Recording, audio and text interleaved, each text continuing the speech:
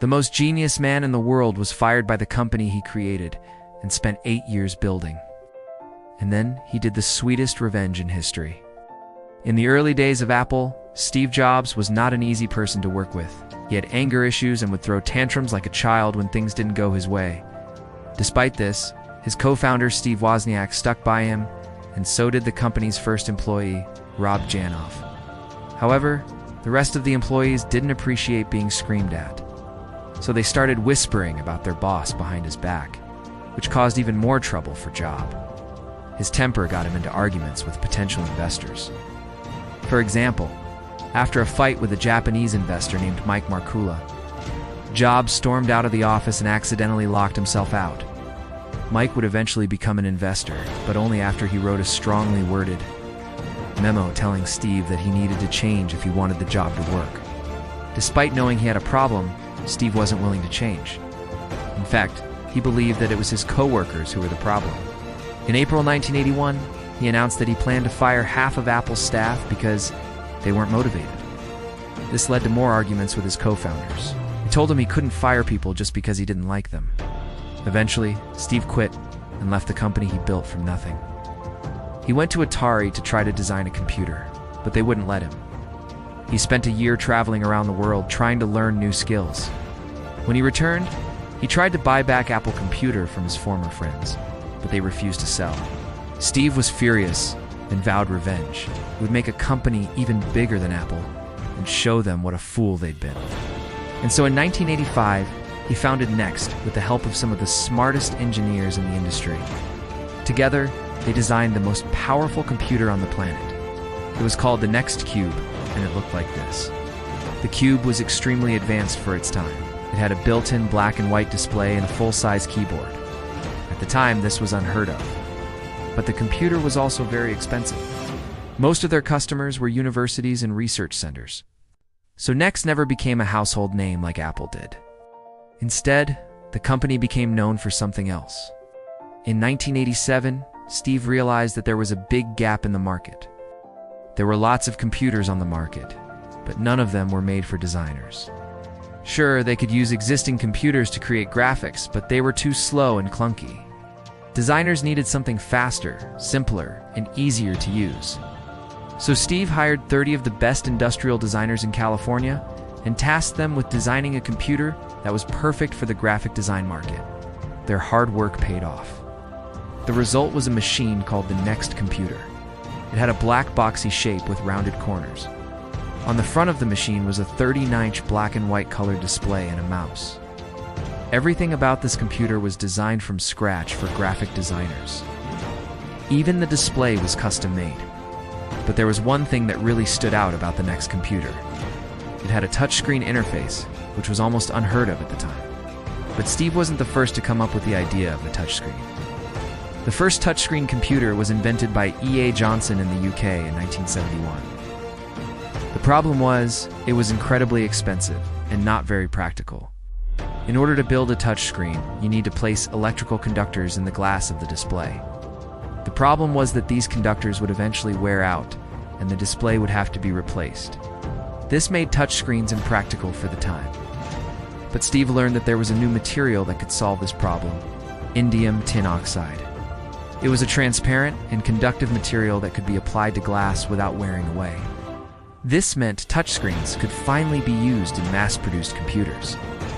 The Next Computer cost $10,000, but it quickly became popular among graphic designers. Soon enough, other companies tried to copy it, but nobody could match the quality of the Next.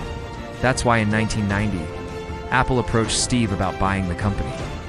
They desperately needed a good product, and they thought Next could save them. But Steve wanted more than just to sell Next. He wanted to take over Apple. You see, since Steve left, Apple's products failed to live up to expectations. The Mac C was discontinued after just 2 years. The next version of the Macintosh was a total failure. Sales dropped. Profits fell, and Apple was losing their market share to IBM. After talking with his board of directors, Steve agreed to a deal.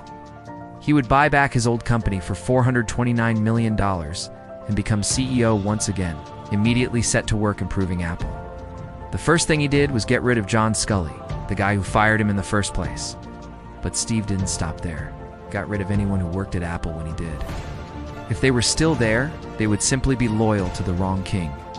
Steve brought in people he trusted to do specific jobs and then left them alone to get the job done. He hired a man named Mike Murray, who would eventually become head of marketing.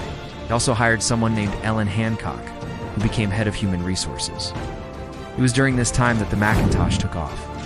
More and more people bought the Mac because of its user-friendly interface. At first, Steve was happy to let this happen, but as soon as Apple became profitable, he began to panic. He knew that his time at Apple was limited. As soon as he screwed up, the board would replace him again. He had no choice but to bet big or go home. So he decided to launch the most ambitious project in Apple's history, the Apple Newton Message Pad. It was a handheld computer that allowed users to write notes, play games, read books, and even send emails. Of course, it was also capable of much more, but Steve wanted to appeal to the average consumer. He wanted to sell millions of these devices, not thousands. Unfortunately, the Newton Message Pad was a total failure. Its battery lasted for only a few hours, and its software was buggy and slow. Consumers said it felt like they were using a beta version. Even though the device was a failure, there was one part of it that consumers liked. It was the input method. Instead of using a keyboard, the Newton used a touchscreen, which made it possible to write on the screen. Apple thought this was revolutionary and began putting touchscreens in all of their products. Today, we take touchscreens for granted. But without the Newton, we might not have ever seen them. Now, despite the Newton's failure, Apple's revenue continued to rise. The iMac was launched in 1998, and it became a massive hit. It was perfectly timed with the popularity of the internet, and it appealed to both consumers and businesses. Fortunately, Steve was nowhere around to enjoy any of it. In October 1996, he announced that he had pancreatic cancer. He tried to keep this a secret, but it eventually got out and the stock market panicked. Apple's shares fell 26% in one day. Steve took this opportunity to inform the public that he was already in remission. In reality, his cancer was getting worse and worse. He was having regular health issues, and he was often too sick to work. In February 1997, he took a medical leave of absence and handed the reins to Tim Cook. But just 8 months later, Steve's condition worsened, and he was forced to take a second leave of absence. This time he handed the reins to Michael Spindler. Both leaves of absence were supposed to be temporary, but Steve never returned. He resigned in August of 1997. When the announcement came out, Apple's stock rose 20%. Investors saw this as good news. Steve was known for making great products, but he was also known for his tantrums. Now they could finally have a leader who would make rational decisions, but that's where they were wrong. After he left Apple, Steve Jobs went back to Next and made a miraculous recovery. His cancer went into remission, and he lived another 10 years. During that time, he founded Pixar Animation Studios, and he helped develop the iPod. Then in 2007, he was given a second chance.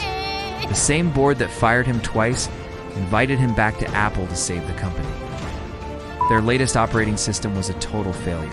Consumers hated it, and so did business partners. Steve fixed the problem and saved the company. But that's a story for another video. And that's the story of how Steve Jobs was fired by the company he created. Do you think Apple would be where they are today if Steve hadn't been fired? Comment that down below. Also drop a like if you're glad Steve made a full recovery. And of course, consider checking out our international channels to watch our videos in other languages, and consider subscribing to see more questions answered. But until then, I'll see you guys on the next one.